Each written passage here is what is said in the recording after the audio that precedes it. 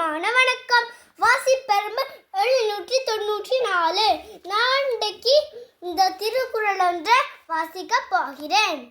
இதுல அம்மா கொஞ்சத்தை திருத்தி விட்டவா, நான் பார்க்காம எழுதினான். அறிவு அற்றம் காக்கும் கருவி, செருவாக்கும் உள்ளழித்தல் அரண். பொருள்: அறிவு என்பது எந்த அழிவில் இருந்து எங்களை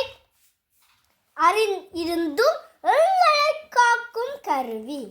இந்த பகைவராலும் திருட முடியாது. இந்த சூழ்நிலையிலும் எங்களை கோட்டை போலிருந்து எங்களை காக்கும். அப்படிப்பட்ட அறிவையும் ஆற்றலையும் வளர்த்து கொண்டால் நாம் வாழ்க்கையில் முன்னேறலாம். நன்றி, வணக்கம்.